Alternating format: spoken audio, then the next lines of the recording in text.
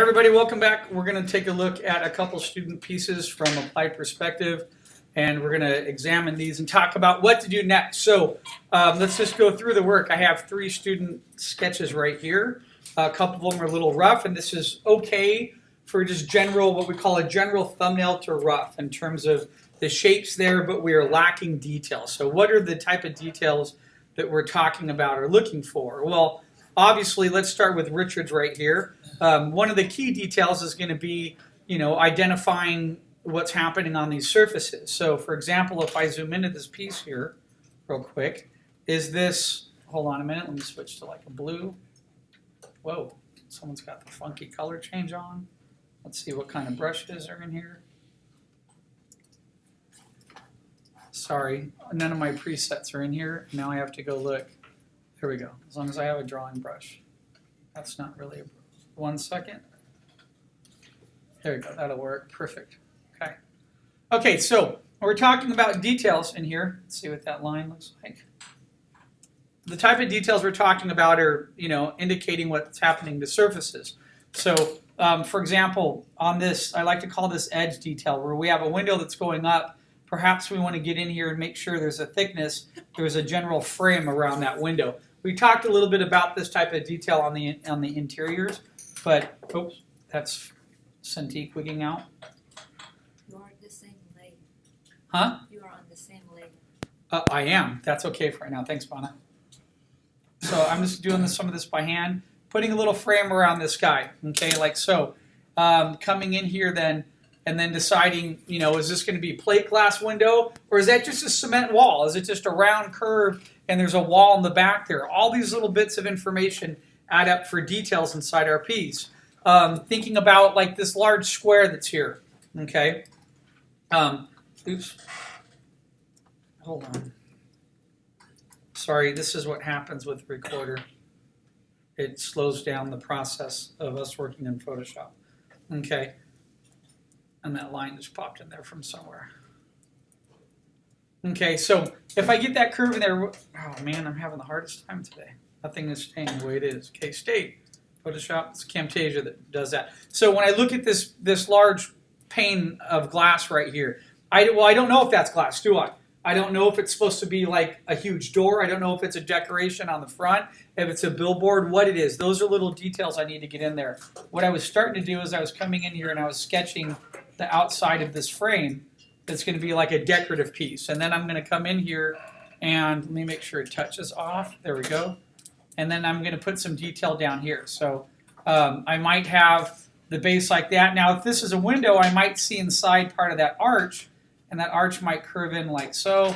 And then I might have like part of the window pane that comes down like this, like so, like so. Let's go back to the other vanishing point. So what I'm basically doing is I'm identifying areas inside this environment and making sure things feel right and correct. That's the detail. So that would be, for an example of adding window detail. Okay. Let's talk about the roof for a second. Right now, the roof is just like a pane of just a topping. So look, there's no thickness to it. So as this roof comes down here, if I draw a line that goes across, I'm going to give thickness to the roof like this by adding an edge to it. By adding an edge, that roof now feels tangible, it feels heavy, and it gives it visual weight. We don't want to have things just be like this, a line. Lines don't have any tangible weight to it. If we can't grasp it, there's no thickness to it, it's not going to feel right. So look, if I come down here, and if I put that line going across, I make it feel weighted and heavy. That now connects up through here. And then he's got this, Richard that did this drawing. It's a nice little sketch here. He's got this little element that's here. That's fine. Okay. And I am sorry, this is a little low res because it was just a JPEG image sent. But what I'm getting at here is look at this line that goes across diagonally here. I want to make sure that that feels correct and there's some thickness to that. Now, my ruler slipped there for a minute, so I'm going to back up here. I wonder, hopefully this isn't Camtasia acting up on us. There we go.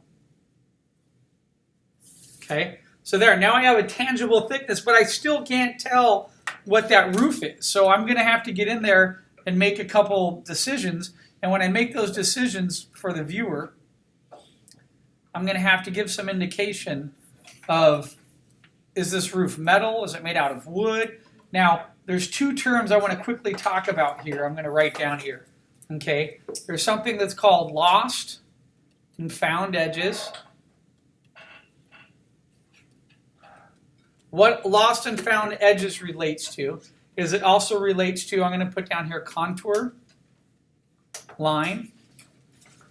Okay, so that's topic number one. And then the other topic is going to be area, I'm going to put detail arrangements. Let's just put detail area, and then put area of rest. So what do I mean by that? Lost and found edges is like when we're in a building back here, we don't want to have a big, giant, thick line. So if I came back here and I'm drawing this building and I'm like this, building in the back, that line is too dominant, way too thick. It's much thicker than the line quality that's happening up here in the front of my drawing, right? That's not going to make sense. So what a lost and found edge is like a contour line. So if I come in here, okay, and if I start to go down here, pick up my pen a little bit, and just lightly go across. Now it's hard to see on the monitor because I'm drawing in black. So I'm going to draw it right here. I'll draw it over a little bit. So imagine if my line's going down here, and then I just sort of pick up the line off the Cintiq for a little bit, and I'm basically getting a thick and thin. I'm a little bit thicker here, and if I turn this off, you can see what I'm talking about there. See the thick and thin? All right? Thick and thins are great. Okay, that's where we're starting to get lost and found edges. If we go around and have every single line on a cleanup the same thickness, it's going to feel weighted and boring. Okay, we don't want to do that. All right? Details and area of rest. Well, if I'm going to come on top of that roof right now, and I want that roof to look like it's wooden shingles, okay, what I don't want to do is this. I don't want to come in here, and I don't want to put every single line on here. So if I come in here, and this is what happens is some of you guys do this, and you put every single waking line. But there's an advantage to working digitally. There's also an advantage to doing this traditionally. It's actually a little bit faster if you do it traditionally. So the problem with this, I'm just going to go ahead and finish this. Oops, I'm a little off there, that's fine. Is then I have students do this, and they put every single tile that's in there. Nope, no, oh no, that tile's got to go this way, and there's going to be another one here, another one here. And then it's too busy. You overkill an area with detail, so that's what we call detailed areas with an area of rest inside it, because I want to detail what the roof's going to be like, but I want it to have a feeling where it's sort of, we get the general feel, but it rests a little bit. So all I have to do is come over here, put a couple tiles, maybe a couple tiles like over here, and this is what I call suggestive detail.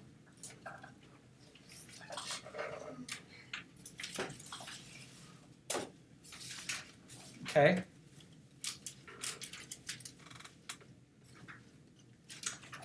Suggestive detail.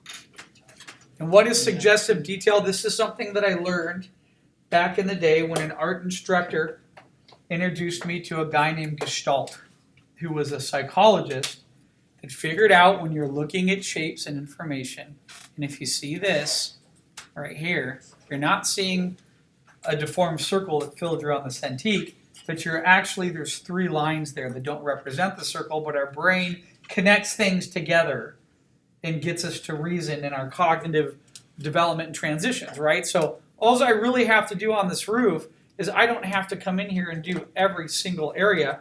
Now the benefit of working digitally is I could take my eraser here, I could come back at like 1%, and I could erase some of these lines in here, and I can get areas to fade off, okay? So if I come in here and do this, and if I turn back on my whole image, I have a feeling now that there are tiles on top of that roof. I don't have to draw every single tile, okay? But, you know, because there's a lot of area there, and there's going to be a lot of detail on that, and too much of that would overkill it. But there are areas where you need to really put in the detail, and those are going to be areas of scale, windows, okay, doorways, little frames. Those little things become very important where I need to feel a tangibility and some type of detail to the element. For example, let's look over here. well, I was going to talk about this shape here, but let's talk. Remember, we talked briefly about these. I don't know right now if those are window panes or large roll-up doors, or maybe they're just designs in the concrete. A lot of times on building fronts like this, they just have little linear designs that are in there, but look at all this information back here. Look at these other buildings. There's lots of information that I need to be sort of instructed upon, okay? So do these buildings have some type of trim decoration on the top? Most buildings do, okay? A lot of buildings have segments, meaning that like between floors, they have a little line or two that go across like this, and maybe this top area has like these little, they're not necessarily windows, but they're like little details that are in there. This is something to separate the form, okay? Then maybe as this comes down, maybe this has smaller square little windows inside it, let's say. Okay, and then maybe there's a little bit of, I know my perspective might be off here, I'm just drawing really quick to just add in some detail. It might be a couple lines here. Maybe there's, just something that comes up here like this. A couple little lines in it. I don't know what that building is, but I need to put a little bit of something on it to identify it. I don't want it plain, because in the real world there are no cubes. Everything has windows and some type of detail to it. Now, if I feel like I put too much, I just come in here and I can dull it down a little bit and erase it a little bit. I don't want it to be visually more dominating than what's in here. This area right here is multiple things. It is my key silhouette shape. So now this is more of a composition thing than a perspective thing, but this whole area, okay, needs to be, let me finish drawing it. This whole, you can see it in red here. Richard did a good job doing that because that's how we talked about it already, right? This whole little area right here is my factory, okay, and my warehouse. This warehouse factory has to have the most amount of detail. It has to be interesting. I don't want to go in and render the hell out of the buildings in the back. I can start giving suggestive detail. So let's say this building behind it, how would I give that suggestive detail? Maybe I come in here, always put caps on my building. Maybe this sort of comes down.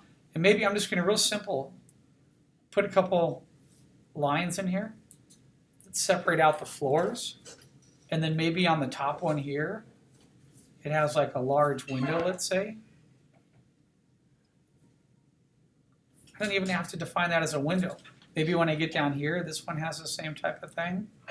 And that does too. That's it. That building could be done. Then I could sketch the other side of that building. I might have something that goes across here. Maybe, I don't know, some buildings have some other little bits of information. What I'm getting at here is I'm just trying to find just sort of some different areas for rest and detail. Now what I don't like is I made a lot of these the same size, but I'm just doing this real quick on the demo, just about filling shape. So if I notice that, then I might come in here and be like, oh, cool, well, I'm going to erase this half then, and this half, so they're not all the same size, and come back with my brush. There. Okay, areas of rest and detail. So you try to vary it up. Don't try to have everything copied, looking the same, but you just have to have some variation. If I come over here, let's talk about this building over here that's on the side. John has this big shape here. Well, remember trim and edges. Roofs always have edges, and there's a reason for it. The edges protrude outward because they usually cover and protect part of the building from like birds and rain or snow or water. And it just looks more visually appealing when buildings have like little caps like this. So we get a little cap that pops off the side of that building. Maybe right here on this side there's a window, and that window has one of these little overhangs like this. So we see the little overhang on the side. Then we come over, so that's on the opposite side. We come over here, and then we see two more of those windows going this direction.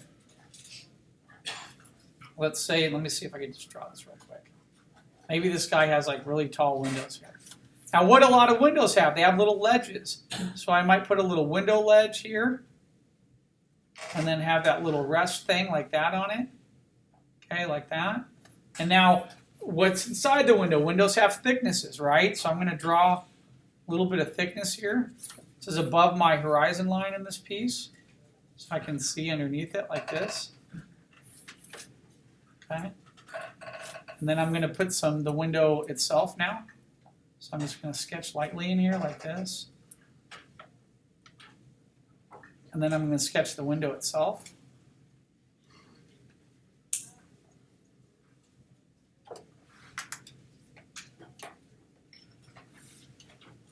There. See how that feels realistic now? I have some information and detail there that makes it what I call feel tangible and realistic. There are edges. There is thickness and form that make something pop. Okay? That's it. Let's talk a little bit about street. What are street details? We did a little bit about this in the lecture today, right? Well, a lot of times when you have buildings, I know there are other arches there, but I'm just going to draw on top of this. A lot of times when you have buildings, you have molding on the base of the building. So it's not just one empty plane going into another plane. So imagine I just come up here. I'm going to draw some molding going across. Bring it down like that. That's simple. That's like a little piece of molding. Let's say where this building ends right here. A lot of times you have this little, it's like a pillar stack. That's right there, that's attached on the end. Okay, it separates this front plane right here from this plane in the back there. Okay, we're going to talk about street detail. What do we see on streets a lot of times? Well, we have lines that go back. We know we have curves. Curves have thicknesses, right? A lot of students do this, is they just draw the curve going down to the ground. Well, there's more than that. When they pour the concrete, there's usually a little line that goes like this on the curve. It's the thickness of the curve, like that. That feels much more tangible, right? And then they pour the concrete in patches, meaning that they have segments, so that way the concrete doesn't break. So I might come over here and just put, a little thin line going this way, another thin little line. I'm trying to get a little bit of thick and thin out of here. This isn't my brush, though, but trying the best I can. Some of my brushes I have in Photoshop give me this pretty easily. So I'm just eyeballing it right now, receding back some of these shapes. Okay. Erase that little area there. There, so now I have a sidewalk that's going back, right? So what are some other details? I put details and wood together. What are other details that we would see that exist on a city street? Well, city streets have signs, they have benches, newspaper stands. Sometimes you'll see like trash cans. So let's just start with like maybe this area right here is like a no parking area. So I'm going to come over here. I'm trying my best not to create a tangent. See, I might put a little sign in right there. Maybe somebody dropped off a couple boxes. Maybe it's like trash, you know? Maybe they have like a square can out here. Something that's there. Maybe in the street there's another little box, a couple little pieces of trash. Maybe there's a larger box sitting like this in the street. See, it makes it look lived in, okay? Not just, I made that comment to a couple of your guys' sketches, how it felt like Zombieland. Like everybody had died, there's nothing in the streets. When you walk outside here and you look around, there's stuff everywhere. There's plants, there's little pieces of trash. I'm not saying to make your street look like it's totally filthy, but just add a couple little elements to make it look like it's been lived in and there are people there, you know? If I come over here, there might be, a couple of you guys added this in your pieces, which was great. So right over here, you might have a bench, and then there might be a really cool like awning overhang, like this.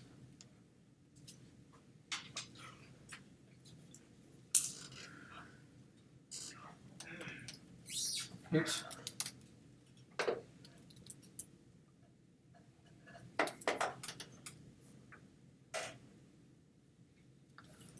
See that? I put that little awning overhang in there, and then I could come in here and very lightly, some of those benches, they're not the most comfortable benches. Some are just like a little piece of metal, right, that you sit on.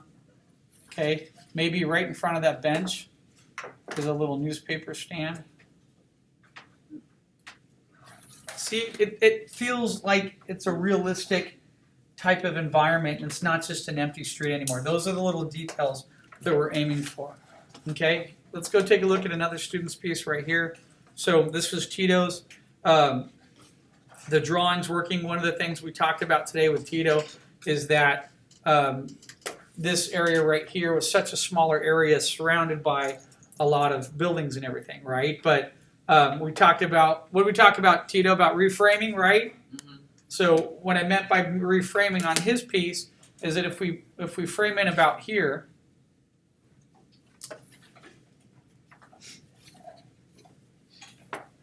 and then we identify what the factory is in the warehouse. All right, give me a second. Let me get in here and get his vanishing points.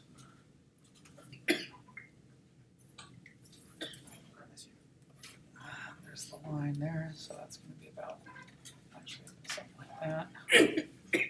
So the first thing I would do to lock in, so this basically, let's look at that, all that silhouette, all that difference in it, right? But next now, the details. So what are little details we can do on Tito's? Well, look at the roof. Give the roof thickness. That comes down. That comes down here and it's tangible. That recedes back, overhangs a little bit. That's huge. That's going to feel like a real roof element, okay?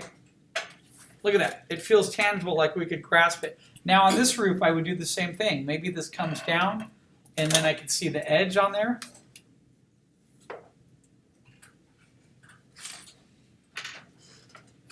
And it's just, right now it's flat, right? Let's overlap. So where this shape overlaps this shape here.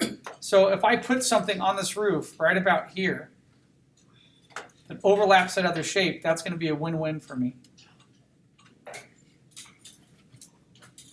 I don't even know what, maybe it's a stupid air conditioning vent. It doesn't even matter. It's just something on the roof that overlaps the other shape. It creates a little bit, maybe there's a little like hose thingy or little pipe that comes out. Maybe this comes down. And then on the roof itself, I always get people to do this when they draw, if you've ever been on top of a roof just isn't flat. A roof has edges to it. If it was flat, the water would drip off and come down the side of the building and it would come into the building or it would fill up, right? So when we get up here and we think about a roof,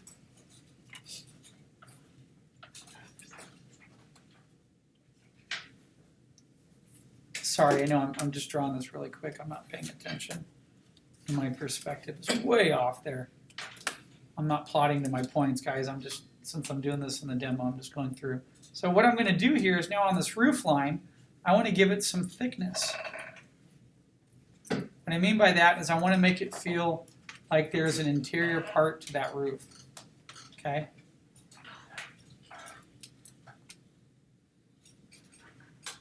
Sorry, my ruler slid a little bit. So look, see how I'm doing this? I'm drawing an interior line right now like that. And then if I go downward, most roofs have a little level like that. So what I mean by downward, if I draw this interior line, it goes like that. Now it feels like it's a real roof, like it recedes down. Okay, let's take this, he has this top structure here. I'm gonna put a little bit of trim around it. I'm gonna raise this up a little. Okay, maybe this is a large air conditioning unit on it. I might come over here. I'm going to put a little bit of edge detail on there. A little bit of edge there. Okay.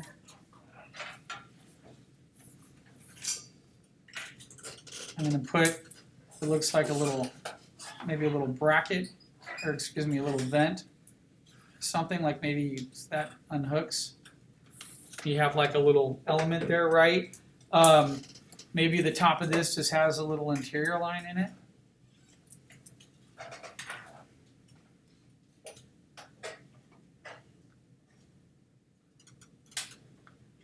That's it, a couple little lines going across. See, there's something there, it's not just empty.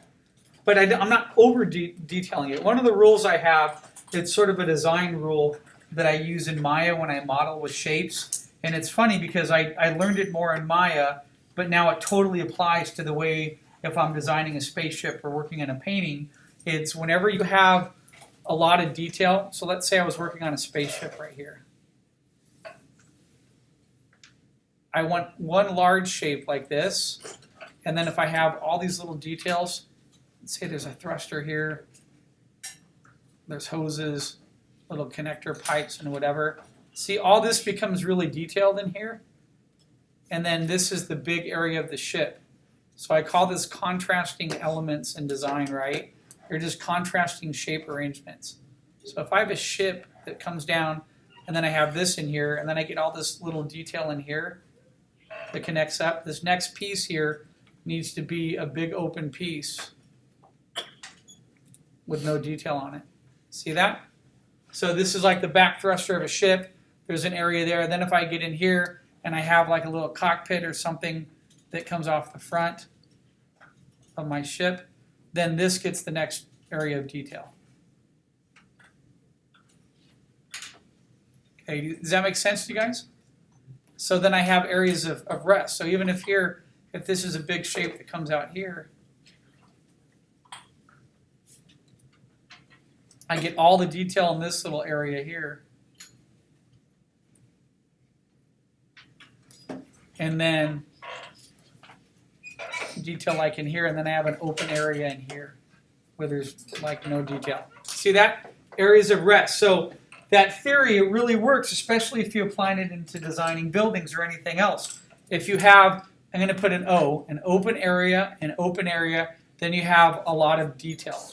Detail there, detail here. But then look, if I come in here and if I make this an open spot, it'll create a little bit more contrast. So maybe that's part of the canopy is metal and it's not tinted like the windows, and there's like a little antenna or something. See, that works. It's having contrasting elements against other elements that get the eye to visually pop. So I need to think about that on my buildings, that if I have, you know, like here, look at that big shape right there that's open, right?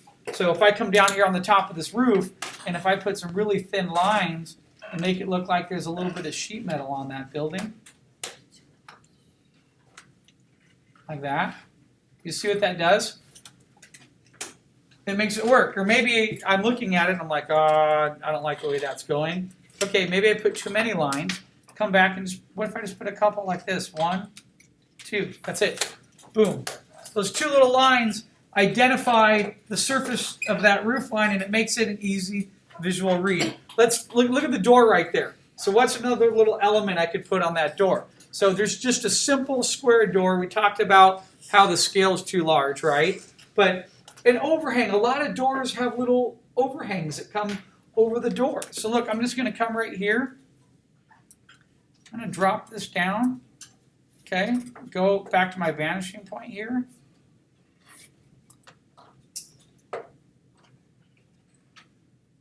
Oops, I hate it when that happens. There's another instructor on this machine, and I don't like, he has it set up so when you press the top of the brush, it changes colors. I have my own preferences, and I'm used to them. So look, that little overhang right there does so much for that little door. And look, I could even get, let's go back and put the frame on. But remember, frames have thicknesses, right? There's the side view of that frame.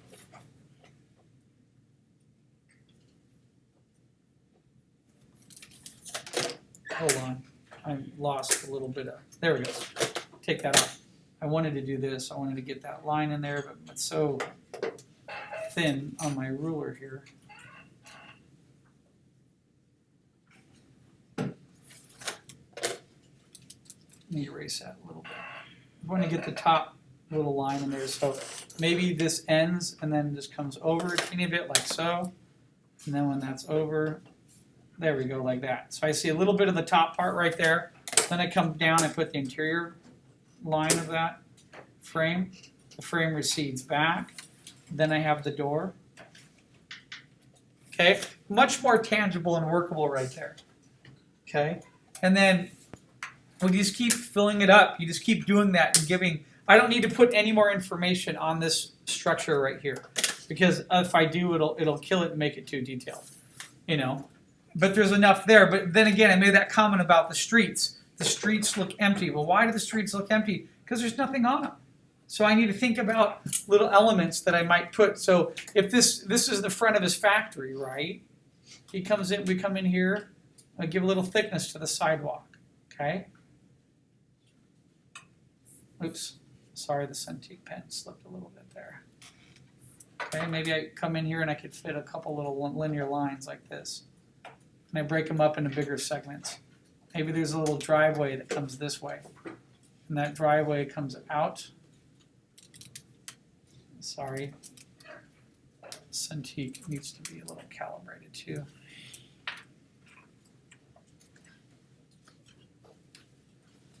So it comes out like this, and then where it hits here, that's the end of the sidewalk, right?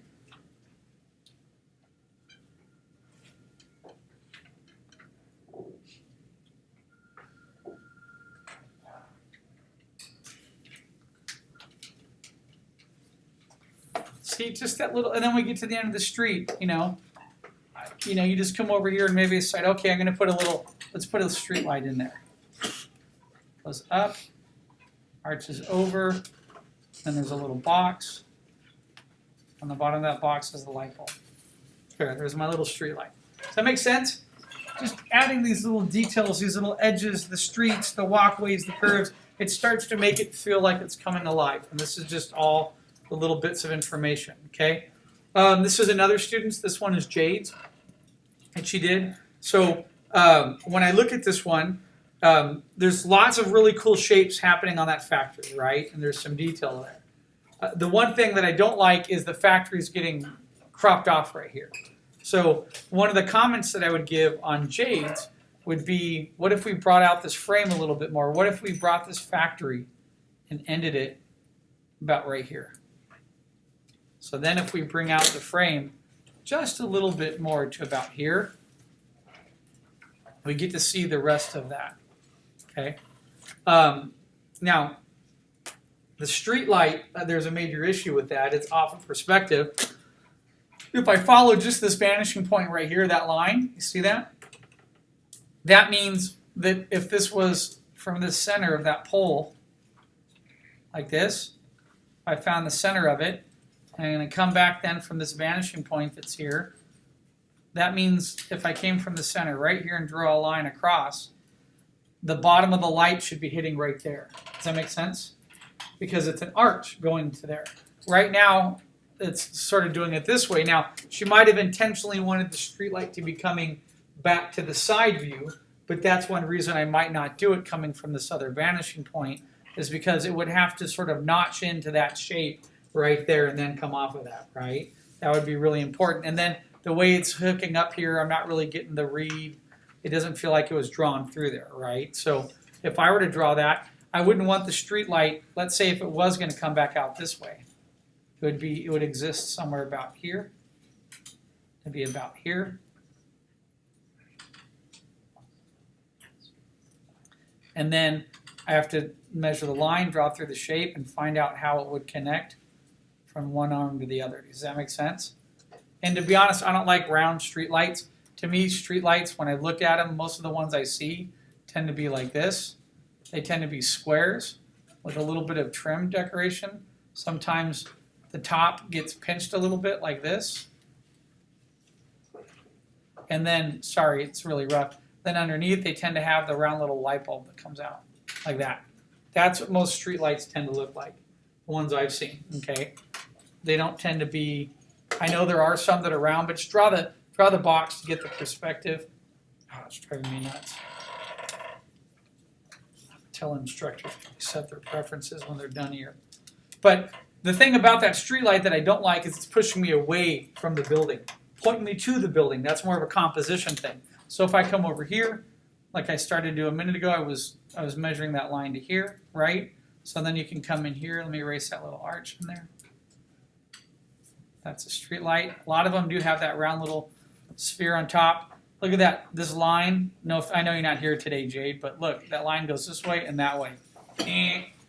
Street lights aren't like that. They're nice and straight. They're easy, right? So if I go down like that, and then I come over, find that arch, I just start to sketch the square shape that street light exists in. Seat it back.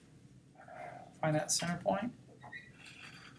Connect that from there to there. Even if my street light does angle up a little bit, that's totally fine. I can put that little detail in there. And then come down here and put that round side, then recede that going back to the vanishing point. And there's part of your street light. The problem with the street light is what? If we go look at the ground, now it's sort of ending right here. You see that? But I know what she's thinking. She's thinking that the street light would come all the way down like this. And that's where it would make sense, is if it came down and attached. So if this street came out to here, let's say, and then curved and went back this way, it's a street light on the opposite side of the street. That's correct, right? The problem is when it's really close like that in the foreground, we need something else right here to identify the scale. Okay, because it's overlapping. So if I come in here and if I put a little yield sign, then put a little park bench, not a park bench, a bus stop bench or something. See, then it feels more realistic because the scale's matching. Okay. As far as the detail goes, look at what's happening here on the building. If I start to give little edges and lips, look, she put an edge here on this right here. This actually works really fine. See a little edge on there? The edge is there. However, though, that edge is not going up this way. Get that edge to come up this way. Comes up in the corners. Look at the angle. When you look at buildings like this, when you have edges like that, there tends to be an overhang, meaning that the building's about there. This comes down, hangs over a little bit, and then recedes back to the vanishing point like so. Okay, look at the difference. See that? There's a tangibility there. There is a side here that goes, then recedes back. There is a thickness to there. So whenever we look at a box and a roof structure, we just don't have a simple little thin roof on it. They always overhang. The reason why they overhang is when it rains, so the water doesn't get into the cracks, and it goes around the cracks. Okay, so we need to get some of that thickness, that tangibility that's in there. Jade, this is incorrect. Like when you put that shape right there, look at the line of that roof, right? If we draw a line down through the middle of that, what's going to happen is where this comes down and hits right there, the ellipse is going to be this shape. It's going to be going along with the linear direction of the roof, which is at an angle. It's not going to, and that's a little bit more advanced, if that makes sense. If I have a roof that's like this, the linear angles are going like this, right? So if I insert a cone into that, my cone is not going to just be like that. The cone, you got to draw through the shape. One edge is going to hit here, the other one's going to hit here. So if I come on this line, imagine if I drew that, my lips like that. That's how a cone is going to drop through. So if I look at that shape there, she has to draw that correctly and get that in there. And then I come back to this. That's a little bit more advanced perspective with shape and form. If you don't understand that, then don't draw it. Take it off. Okay? But what else could we add here onto Jades in terms of detail? Well, we have that indication, but what about the sidewalk, walkway, right? All that good stuff. I could have a sidewalk going back this way. I can have the sidewalk coming back in here, right? Okay. Maybe in front of this, a lot of times in front of little stores or factories or areas, they have stuff that's just divided up, you know. Look, I can put a separate little line path that comes around the front here. I'm going to come back and do the same thing on this side. And do the same thing where that warehouse is. I'm going to put the ramp that comes down like this. And then where that ends, let's come right here. Okay, see what that just did? All those little lines going across just filled up all the space. Then I could come in here and you could get tricky and say, well, look, that's a little walkway. So maybe right here, maybe there's bushes in the front. Right? A couple little bushes there. Maybe I have a bush here overlapping that area, let's say. Maybe a couple come back here. And then now I can put the back. So that was the side of the factory right here. Well, what if I have a wall? What if the factory ends here? That's the farthest perimeter to it.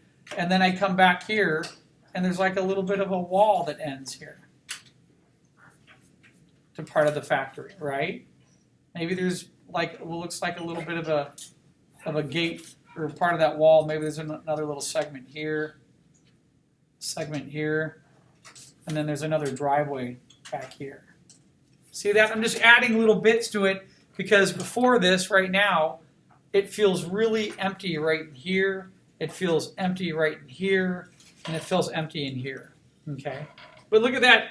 What happens when I start getting that detail on there? See how it brings it alive? It really starts to make it work a little bit easier, especially, Jade, if I pull out that frame like so. Now look, you have this house that's right here. But again, look at this house. I don't know if it's a house, a store. So let's talk about that. Look, if I give it some thickness here. Oops, sorry, that's way off.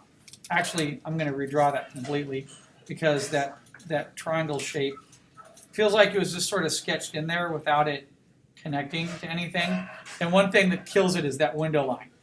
That window line's going this way, and that's not correct. The window line would be receding back to this vanishing point, which is when draw a line all the way through here. Do you see that line? That's where the window is going to be going. It's going to be receding back to VP2 on the right, and the window is going to be at an angle that's going to be more like this. All right, now I could put some little details in there. And what's helpful about drawing through all your elements is understanding how stuff anchors down, where it hits the ground, because once I figure some of that out, it allows me then to reframe. So look at what happens now if I reframe like this in the piece.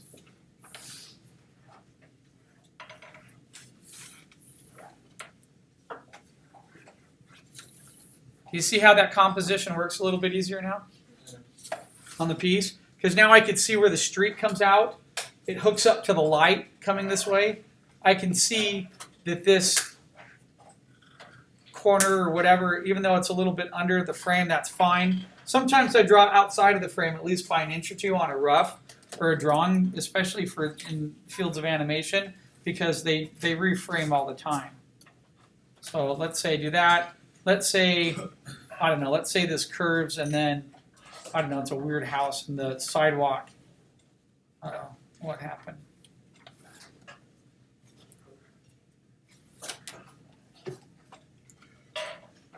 Sorry, my pen zoomed out for a minute. Here it goes, 100%. Here it's back. So I was going to add the sidewalk coming back again, like in here, maybe this, and then, you know, maybe the roof line comes, but I want to end it about here. I don't want that to be too long. That might be a little, I don't know what it is, a little house. I might come in here and put like a tree, and there might be like a bush here on the side, and then I might come back here, back on this area. There might be a little residential. I might have a smaller house in the back here. Trees, space. If you go look at some of the other demos I did this inside them, where I talked about finishing up some of those areas. But just what I have right here, it's totally changing the feel of the piece because of the details on those little elements. And you know what? This house is killing me on the left. Does anyone know why? Because it's just a cube right now. It's just boring. It's a little block. It's like, I want to know what it is. That wouldn't really be just a house, because houses are bigger than that. Right? That's like a garage. If that, so where's the rest of the house? So maybe I decide to come over here and just be like, okay, Phil's going to draw through this. I'm going to add a whole nother segment to the house right here.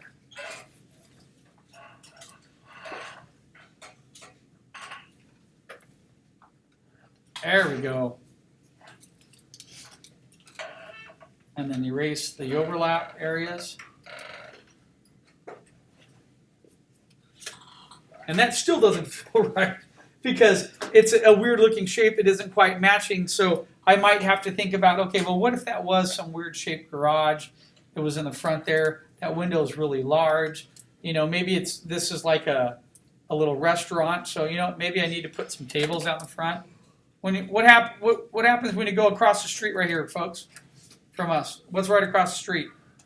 Subway, a little burger joint, right? Places that people sit out and eat and stuff. So I might think about adding some more, you know, maybe there's a little sign here, street sign on the edge. If it's not too complicated, maybe I come in here and decide, hey, I want to have a little table that's out in here. Maybe there's a couple little chairs where people are sitting, like so. Just drawing this really rough. But see what I'm getting at here? And maybe that's to make this feel like more of a store. Maybe there's a sign up on the front like this.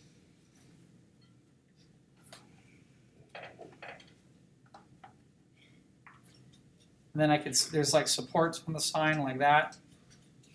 So I'm looking at the back side of that sign. Doesn't that feel like it's now like a little mini sandwich shop or something on the corner across the street. Even though I still don't like this building though that I added on here, so I'm going to take that part off. And let's see if I match something to the roof line that's here. Let me just do this. Oops. That feels a lot better like that. So it's a building structure. And then tree back in here. Something right there. There. I like that a lot better. To me, that's working a lot easier.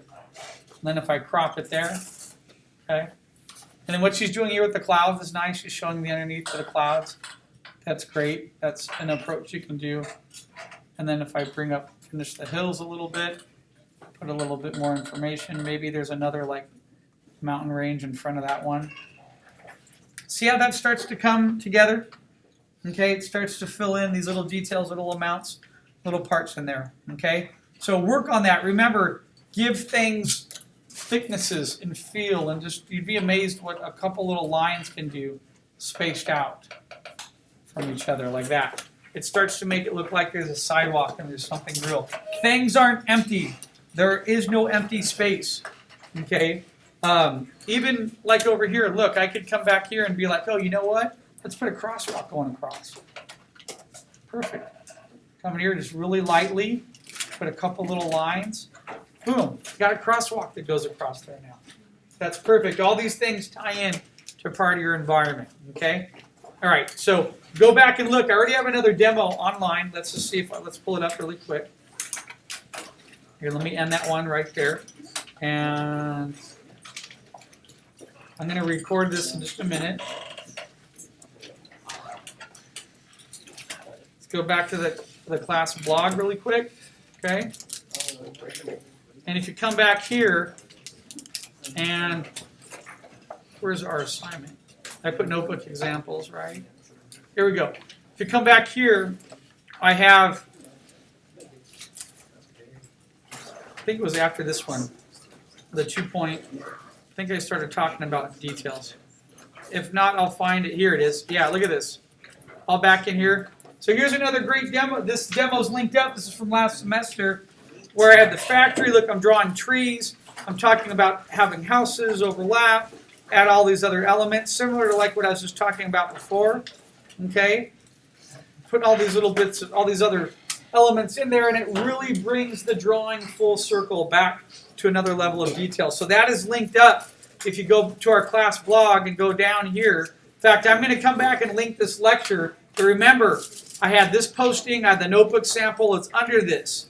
So if you go back to our original assignment, which is here, assignment number 2, I'll put today's demo in right here and I'll date it.